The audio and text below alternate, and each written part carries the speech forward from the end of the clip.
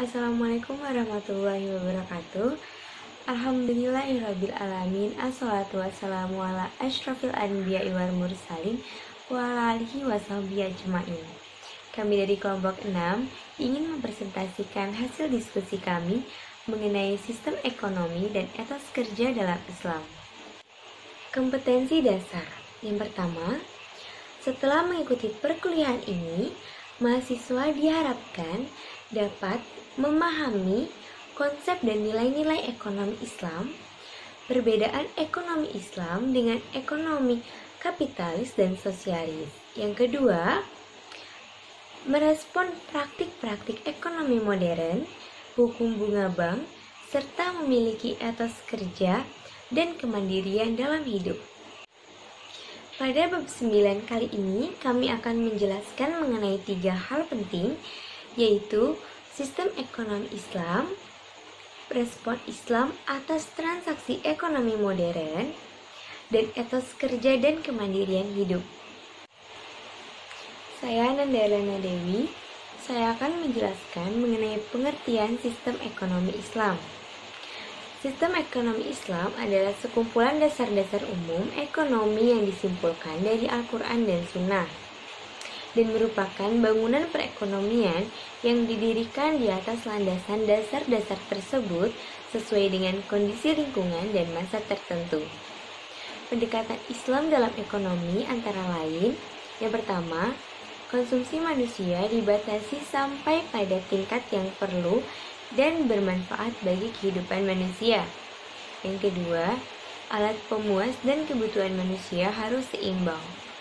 Yang ketiga, dalam pengaturan distribusi dan sirkulasi barang dan jasa, nilai-nilai moral harus ditegakkan. Yang keempat, pemerataan pendapatan dilakukan dengan mengingat bahwa sumber kekayaan berasal dari usaha yang halal. Yang kelima, zakat sebagai sarana distribusi pendapatan dan peningkatan hidup golongan miskin merupakan alat yang ampuh. Yang selanjutnya yaitu nilai dasar dan instrumental ekonomi Islam. Nilai-nilai dasar ekonomi Islam sebagai implikasi dari asas filsafat tauhid ada 3, yaitu yang pertama, kepemilikan. Kepemilikan oleh manusia bukanlah penguasaan mutlak terhadap sumber-sumber ekonomi. Sebab segala sesuatu yang ada di dunia hanyalah milik Allah Subhanahu wa Ta'ala. Manusia hanya mengurus dan memanfaatkannya sesuai dengan aturan Allah Subhanahu wa Ta'ala. Berdasarkan hadis riwayat Ahmad dan Abu Dawud, semua orang berserikat memiliki kepemilikan bersama dalam 3 hal, yaitu rumput, air, dan api. Ketiga sumber daya alam itu kini dikiaskan pada minyak dan gas bumi, barang tambang, dan kebutuhan pokok lainnya. Yang selanjutnya yaitu keseimbangan. Keseimbangan merupakan nilai dasar yang mempengaruhi berbagai aspek tingkah laku ekonomi seorang muslim. Asas keseimbangan misalnya kesederhanaan, hemat, dan menjauhi keborosan. Berdasarkan Quran Surat Al-Furqan ayat 67 yang artinya, orang-orang yang apabila membelanjakan harta, mereka tidak berlebih-lebihan dan tidak pula kikir, adalah pembelanjaan ideal itu di tengah-tengah antara yang demikian itu. Keseimbangan yang dimaksud adalah yang pertama, keseimbangan antara kepentingan individu dan kepentingan umum, keseimbangan antara kepentingan dunia dan akhirat, dan keseimbangan antara hak dan kewajiban. Nilai yang selanjutnya yaitu keadilan. Keadilan harus menjadi alat pengatur efisiensi dan pemberantasan pemborosan. Berdasarkan Quran Surat Al-Isra ayat 16 dijelaskan, jika kami hendak membinasakan suatu negeri, maka kami memerintahkan kepada mereka yang hidup mewah di negeri itu agar menaati Allah. Tetapi mereka melakukan kedurhakaan di negeri itu. Keadilan berarti mengalokasikan sejumlah kecil kegiatan ekonomi tertentu bagi orang yang tidak mampu melalui zakat, infak, dan sedekah kepada orang miskin. Ketiga nilai tersebut merupakan pangkal nilai-nilai instrumental dari sistem ekonomi Islam, yaitu zakat, larangan riba, kerjasama, jaminan sosial, dan peranan negara yang mempengaruhi tingkah laku ekonomi masyarakat. Saya, Elvin Harimurti, akan melanjutkan materi selanjutnya.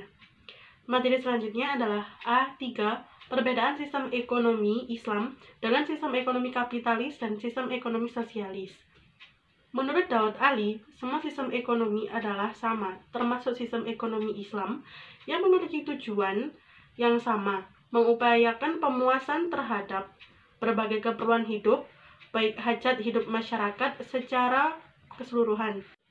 Setiap sistem ekonomi bekerja di atas sistem ekonomi yang sama, yaitu bekerja dengan mendapatkan hasil sebesar-besarnya dengan tenaga dan ongkos seminim-minimnya. Muncul beragam sistem perekonomian yang mempengaruhi pemikiran dan juga kegiatan masyarakat kita saat ini. Seperti contoh, sistem ekonomi kapitalis, sistem ekonomi sosialis, dan juga dikembangkannya sistem ekonomi Islam. Sistem ekonomi kapitalis lebih bersifat individualis, sedangkan untuk sistem ekonomi sosialis, mereka mengutamakan atau memberikan seluruh tanggung jawabnya kepada masyarakat. Sedangkan untuk sistem ekonomi Islam, mereka menetapkan perdagangan dan juga penentuan apa yang boleh dan tidak boleh untuk ditransaksikan. Sistem ekonomi Islam adalah sistem ekonomi yang mandiri dan terlepas dari semua sistem ekonomi yang lainnya. Saya Elvin Harimurti akan melanjutkan materi e-commerce. Kemajuan teknologi telah melahirkan metode transaksi dengan istilah e-commerce atau perdagangan elektronik. E-commerce adalah transaksi jual beli atau bisnis online yang menggunakan internet secara keseluruhan, baik dalam pemasaran, pemesanan, pengiriman, maupun transaksi jual beli. Dalam Islam, jual beli memiliki rukun dan syarat yang harus dipatuhi agar sah. Rukun jual beli ada 3. Yang pertama, ialah adanya penjual dan pembeli. Yang kedua, adanya sigot atau ijab kabul. Dan yang ketiga, adanya barang yang diperjualbelikan.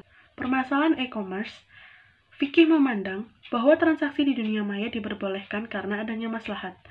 Dengan demikian, e-commerce jika dipandang secara Islam, maka penjual adalah merchant atau ISP, sedangkan pembeli adalah customer, dan sigot adalah payment gateway, sedangkan objeknya adalah barang atau jasa yang diperjualbelikan. Komoditi yang diperjualbelikan dalam e-commerce dapat berupa komoditi digital maupun komoditi non-digital. Contoh komoditi digital adalah software, program aplikasi komputer, e-book, digital library, dan lain-lain. Sedangkan untuk komoditi non-digital dapat berupa baju, kerudung, sepatu, dan lain-lain. Dan proses pengemasannya harus melalui standar terlebih dahulu. Terima kasih.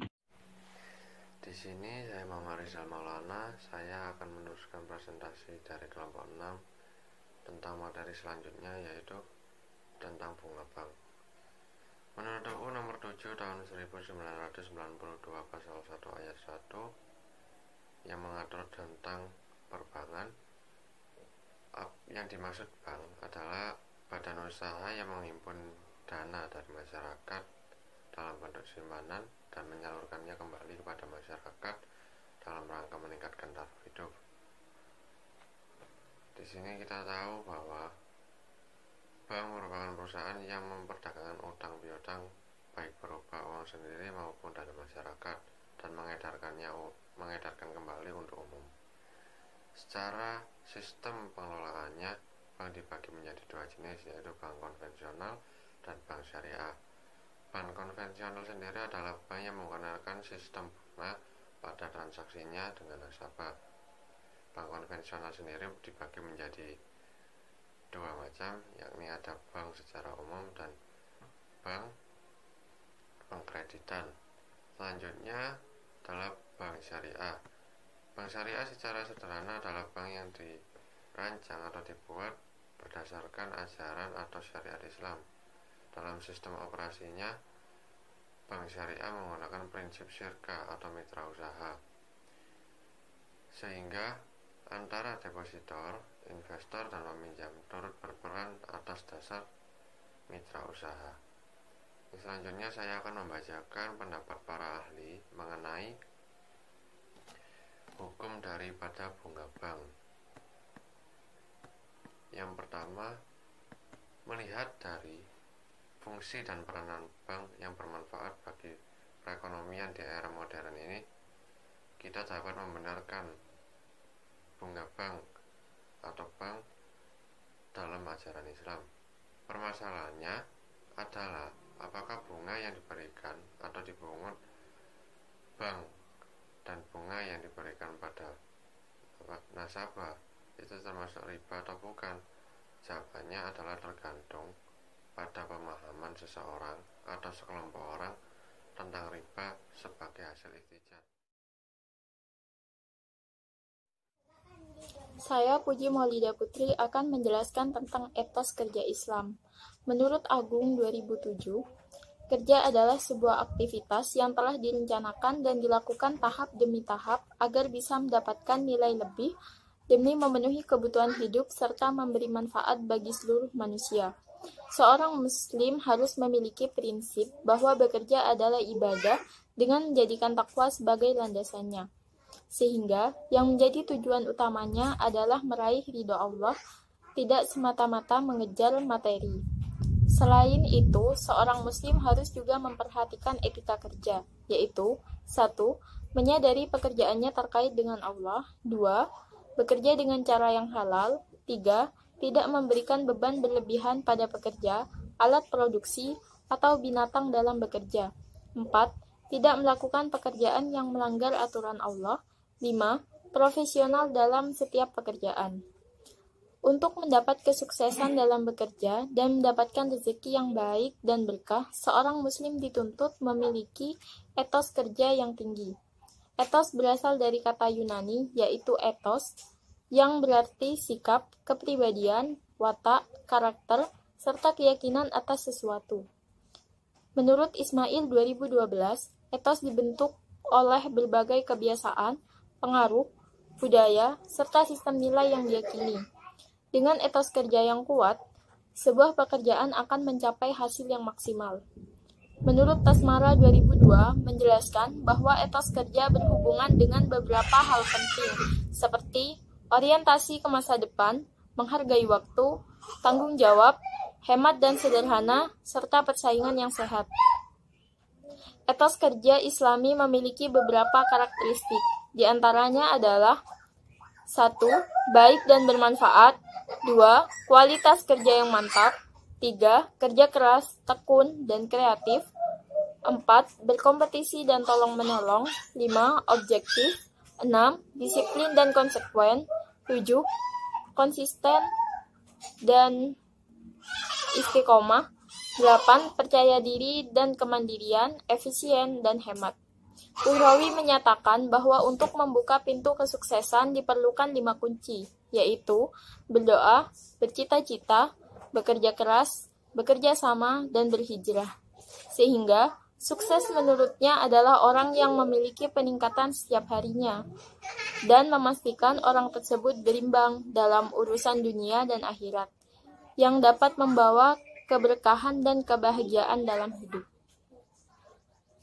Ungkapan Arab menyebutkan al-faragu mafsadatun, menganggur itu merusak. Sebaliknya, kerja dan semangat akan menghadirkan kreativitas, kegembiraan, sukacita, dan kebahagiaan. Islam adalah agama yang mengajarkan kepada umatnya untuk selalu berdoa dan berusaha demi mencapai kebahagiaan di dunia maupun di akhirat. Hal ini dinyatakan dalam Al-Quran, Surat An-Nahl ayat 97, yang artinya, barang siapa yang mengerjakan amal soleh, baik laki-laki maupun perempuan dalam keadaan beriman, maka sesungguhnya akan kami berikan kepadanya kehidupan yang baik, dan sesungguhnya akan kami beri balasan kepada mereka dengan pahala yang lebih baik dari apa yang telah mereka kerjakan. Dalam hadis Nabi juga disebutkan bahwa Allah sungguh sangat mencintai orang yang berjerih payah untuk mencari yang halal. Hadis riwayat Al-Dailami. Dan orang yang bekerja dengan tekun. Hadis riwayat Baihaqi. Bahkan dalam hadis lain dijelaskan bahwa hanya dengan kesusah payahan dalam mencari nafkah dapat menghapuskan dosa-dosa yang tidak bisa dihapus dengan pahala sholat dan sedekah atau haji. Hadis riwayat Al-Tabrani. Saya Siska Iwardani. Di sini saya akan menjelaskan tentang materi selanjutnya, yaitu kemandirian dalam Islam. Konsep kemandirian Islam dibangun atas dasar tauhid, sehingga manusia cukup bergantung hanya kepada Allah SWT tanpa menafikan kerjasama dengan sesama untuk melipat gandakan kinerja. Dalam Islam, kemandirian adalah melakukan usaha sekuat-kuatnya untuk tidak menjadi benalu bagi orang lain, selagi seseorang masih mampu tanpa melupakan peran Allah SWT. Maka dari itu, kita harus menanamkan sikap mandiri, di mana mandiri adalah sikap mental yang mana bisa membuat seseorang lebih tenang dan tentram. Kemandirian dalam Islam berakar dari satu kunci, yaitu harga diri. Dalam hadis riwayat Imam Daruqutni dari Jabir, Nabi SAW bersabda, "Suatu yang amat aku khawatirkan terhadap umatku adalah besar perut, tidur siang hari, malas, dan lemah keyakinan atau tekad. Dalam hidup, seseorang pasti membutuhkan orang lain, akan tetapi menikmati hidup dengan membebani orang lain adalah hidup yang tidak mulia." Dalam Quran Surat Al-Qad ayat 11 ditegaskan bahwa Allah tidak mengubah nasib suatu kaum sebelum kaum itu gigih mengubah nasibnya sendiri. Manusia diberi kemampuan Allah untuk mengubah nasibnya sendiri. Hal ini berarti bisa kita katakan manusia untuk mandiri dalam mengarungi hidup merupakan kunci yang diberikan Allah untuk sukses di dunia maupun di akhirat. Pada surat Quran surat Ad-Din ayat 4 menjelaskan Islam mengutamakan pemahaman bahwa setiap manusia diciptakan oleh Allah SWT dalam keadaan terbaik. Potensi yang dimiliki manusia menunjukkan bahwa setiap manusia memiliki peluang untuk menjadi mulia. Oleh karenanya, setiap muslim tidak layak menjadi beban untuk orang lain. Muslim yang mentalnya peminta dianggap rendah harga dirinya, sebagaimana sabda Nabi SAW bahwa tangan di atas lebih baik daripada tangan di bawah. Oleh sebab itu, orang yang bermental mandiri tidak akan menganggap kesulitan sebagai hambatan, melainkan sebagai tantangan dan peluang. Tindakan selanjutnya adalah mempertebal keyakinan kepada Allah, sebab Dialah Zat pencipta sekaligus pemberi rizki. Perilaku Rasulullah SAW dalam bekerja patut dicontoh dan dijadikan teladan bagi seluruh aktivitas seorang muslim. Berusaha sekuat tenaga untuk tidak menjadi beban bagi siapapun, namun tetap menjadikan Allah SWT sebagai tempat berharap dan meminta pertolongan. Dan yang terakhir, semangat kerja yang dilandasi dengan ketauhidan kepada Allah SWT akan melahirkan produktivitas yang dapat menghadirkan manfaat bagi dirinya, usahanya, dan orang lain di dunia maupun di akhirat. Terima kasih. Untuk yang terakhir, kesimpulan dari materi-materi yang sudah kita jelaskan pada slide sebelumnya, yaitu sistem ekonomi dan etos kerja dalam Islam sebenarnya saling berkaitan satu sama lain. Selain itu, sistem ekonomi dan etos kerja dalam Islam juga saling melengkapi satu sama lain. Sekian yang dapat kami sampaikan, kurang lebihnya kami mohon maaf. Terima kasih. Wabillahi taufiq wal hidayah. Wassalamualaikum warahmatullahi wabarakatuh.